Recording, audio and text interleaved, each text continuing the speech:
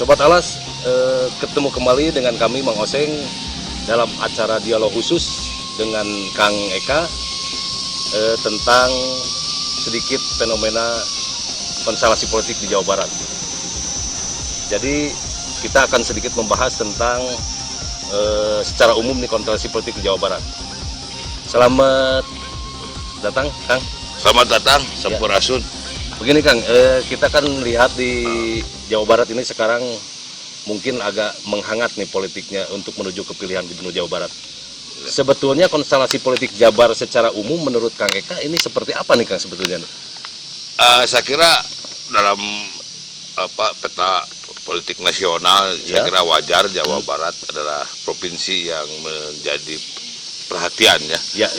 Baik politisi pusat maupun juga bahkan mungkin mata regional ya di Asia, sebab memang Jawa Barat adalah provinsi yang terbesar penduduknya, jumlah penduduknya ya, otomatis pemilihnya pun terbesar mencapai 20% dari suara nasional. Jadi biasanya di dalam hitungan perspektif politik begitu, siapa yang menguasai Jawa Barat maka menguasai nasional. Walaupun kenyataannya waktu Pilpres kemarin tidak demikian. Pak Prabowo yang justru mendapat lebih dari mencapai 60% lebih, tetapi justru yang jadi presiden Pak Jokowi. Yang kedua, memang ada keunikan secara kultur ya, bahwa tidak selalu relevan antara pemenang pemilu legislatif dengan yang menjadi pemimpin pemerintahan.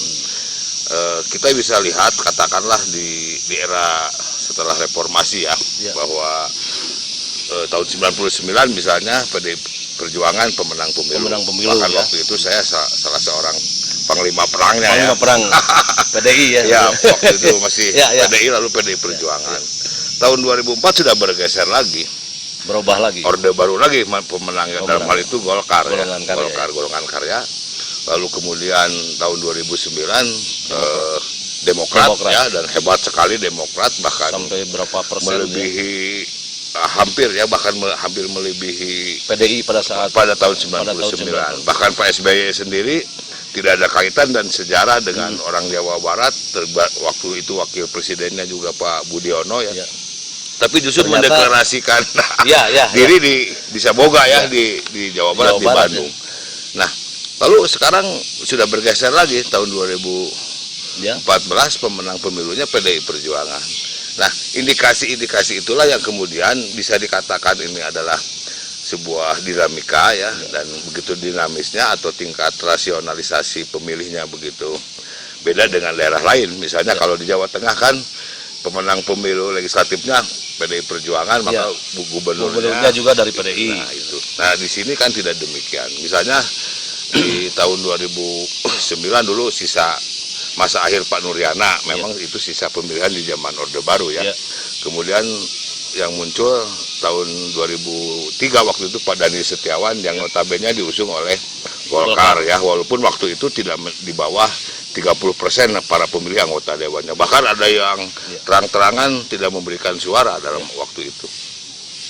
Lalu 2008 sampai sekarang PKS yang artinya Pak Ahmad Heriawan kan diusung oleh PKS. Nah, ini saya kira suatu kondisi yang memang berlainan ya, berlainan dengan daerah-daerah lain yang biasanya paralel antara pemenang pemilu yang outputnya juga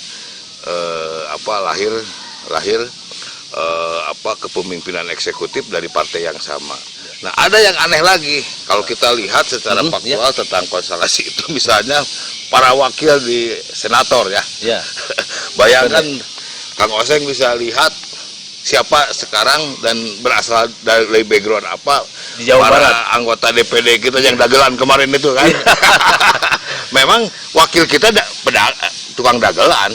Artinya bayangkan yang tersingkir itu mantan wakil gubernur, mantan pimpinan DPD dari Jawa Barat orang ikut dalam kompetisi menjadi DPD, tapi yang jadi ternyata itu yang pecinya yang pecinya deng-deng ya. Itu fenomena apa tuh Kang bisa seperti itu bisa saya nggak yang jadi Oni gitu. Lalu ya maaf ya Kang Aceng Fikri gitu, bintang film dari Garut gitu.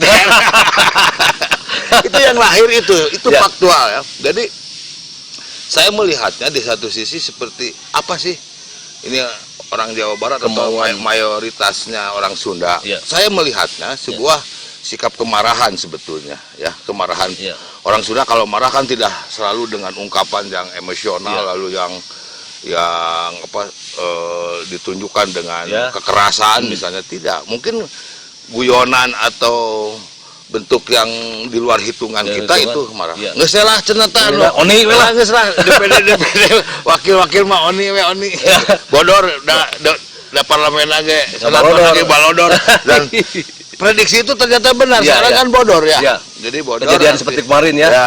Ada pemilihan ketua yang masuk sekarang jadi ketua partai masuk di DPD itu. Kan udah jelas kalau DPD itu non partai.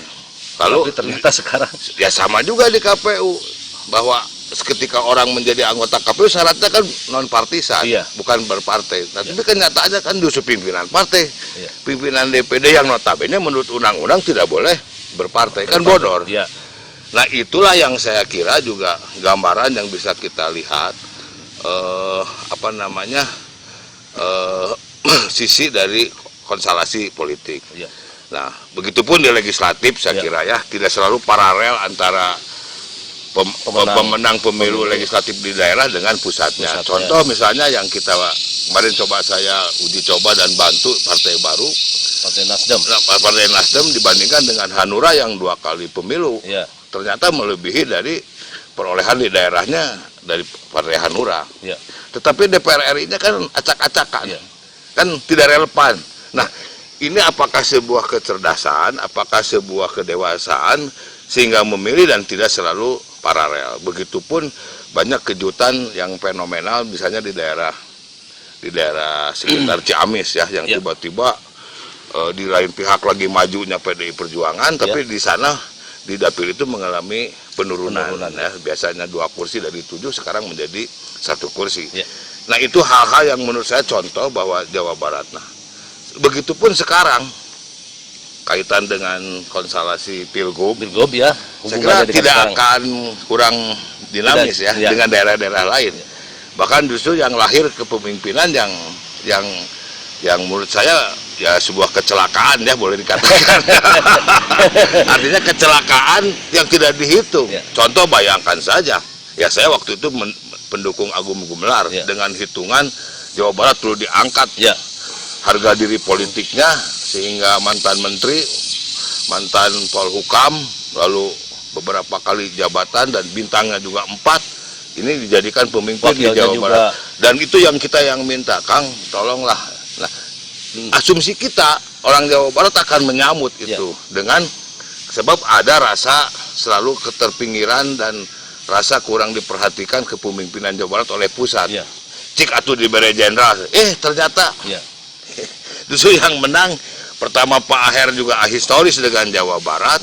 Tidak ada karya dia yang nyata selama itu di Jawa Barat. Bisa dibilang waktu itu Pak Aher pemain baru ya di Jawa Barat. Bukan hanya pemain baru, mungkin orang juga tidak kenal wong dia anggota DPRD-nya di DKI.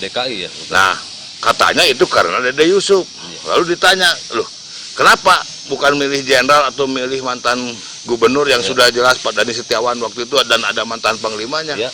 Ala lieur we cenah mending ieu we milih bodrek cenah. Nah, itu semacam gurau ya. Tapi faktualnya memang Dede Yusuf dan Pak Aher yang memenangkan. Jadi ini yang memang mungkin tidak susah dihitungnya ya. Berarti di Jawa Barat ini fenomena itu masyarakatnya ini agak-agak susah untuk ditebak ya. Susah ditebak dan saya kira tidak bisa juga diukur oleh matematika secara eksak begitu ya, bahwa pemenang legislatif adalah pemenang eksekutif. Saya kira tidak demikian. Nah ini juga mungkin ke depan sama akan dinamis ya. Oke, ya itu terima kasih tentang konstelasi politik secara umum. Mungkin itu realnya nanti di Pilgub sekarang itu seperti apa kita lihat saja nanti ya. Ini berpasangan dengan siapa, ini berpasangan dengan siapa, ya, dan masyarakat pinginnya seperti apa gitu ya. Kang ya. Ya istilahnya diupayakan untuk yang terbaik ya. Terbaik ya. Dan mudah-mudahan ya. Oke Kang, ini sekarang kita masuk ke ini Kang, masalah lingkungan nih. Ya. Sekarang kita, banyak dilihat kondisi alam di Jawa Barat itu banyak terjadi longsor. Kemarin kita yang paling dekat itu ada banjir bandang di Cimanuk. Ya. Itu berarti kan ada kerusakan tatanan hutan ataupun ekologi di Jawa Barat yang agak mungkin tata kelolanya kurang benar atau gimana. Nah, ini kondisi Jabar yang benarnya nih dalam konteks lingkungan menurut Akang ini seperti apa nih sebenarnya? Ya itu saya kira bagian dari rasa keprihatinan kita ya, dan kaitannya dengan tadi soal fenomena politik, dan saya kira ada ada relevansi terutama dalam kaitan dengan regulator ya, sebab semua itu kan tidak lepas dari sikap dan keteladanan bagaimana seorang pemimpin yang memberikan contoh kepada masyarakat. Dan kita lihat dari sejarah perjalanan Jawa Barat yang selalu pemimpinnya itu membawa aura dan membawa simbol ataupun tagline yang memang sangat berkaitan dengan kerakyatan ya, dan sangat menjadi panutan untuk masyarakat. Misalnya di zaman Pak Solihin Kepe ada Rak Gantang, rakyat gandum tatanggalan ya. Kemudian di zaman Pak Angko Naipi juga ada yang 5 ur tentang harmonisasi hubungan sosial. Lalu zaman Pak Yogi ada Tim Mandra, ada Reongan Sarumpi zaman Pak Nuriana. Nah ini memang kita faktualnya bahwa dalam 10 tahun terakhir ini kehilangan guidance itu, sehingga menurut saya bahwa yang terjadi adalah dehumanisasi sosial, dan akibat juga memang ada hubungannya dengan kerusakan lingkungan. Dan faktanya memang kita 50% bencana nasional yang terjadi di Indonesia, di negara kita itu berada di Jawa Barat ya. Nah ini Kang, sebentar, ini ada hubungannya dengan pemerintahan sekarang nih, masalah kebijakan apa? Ya, jelas gimana nih? Sangat ada hubungan. Ya kan berarti agak berantakan juga boleh dibilang pemerintahan sekarang nih. Kebijakannya. Saya kira yang darurat bukan hanya lingkungan menurut saya ya. Darurat pemegang kebijakan ya. Jadi ini yang menurut saya sudah mengarah ke dehumanisasi, ketidaklayakan dan tidak wajaran. Jadi kalau dalam bahasa budaya itu jadi ingkar ya, jadi anarkis gitu. Jadi dan ini sangat menjadi keprihatinan. Bahkan kita tidak pada tempatnya dijuluki oleh dunia memiliki sungai terkotor. Bayangkan sedunia nggak tanggung-tanggung, bukan hanya di Indonesia tapi sedunia. Ini perilaku siapa gitu. Lalu hutan kita juga lebih dari 600.000 dalam keadaan rusak ya, bahkan sangat kritis 50.000 hektar lebih yang rusak, dan yang sangat rusak ada 50.000. Kemudian yang masih bagus hanya 300.000. Jadi ini sudah berbahaya menurut saya dan akan mengancam kepada kehidupan. Kita lihat sungai di seluruh Jawa Barat rata-rata 50% rusak. Bahkan di perkotaan bukan hanya rusak, sudah beralih fungsi. Bukan lagi sumber kehidupan dan sumber air yang layak untuk menjadi menunjang kehidupan, tetapi sudah menjadi ancaman. Sebab 90% sudah kena racun, B3, tempat pembuangan limbah, tempat pembuangan limbah rumah tangga, hewan semua, dan sampah yang luar biasa. Jadi ini sudah, perilaku ini kan ahistoris ya, atau bukan dari sisi, sebab mayoritas rakyat Jawa Barat yang notabene beragama Islam, doktrinnya ya sebagian daripada iman. Begitu kebersihan, kebersihan. Artinya kan ini tidak bersih, ya, tidak.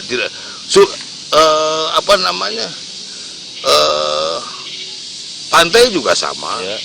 Sporadis begitu, pasir besi, bahkan ada 20 km bentangan eksploitasi pasir besi di ujung genteng, bergeser ke Tegal Bulet, begitupun Cianjur yang di Tonggong Lonok itu sangat hancur begitu, sampai ke, dan yang dramatis di daerah Kabupaten Tasik. Jadi itu porak-poranda. Nah, utara pun sama, pantai utara.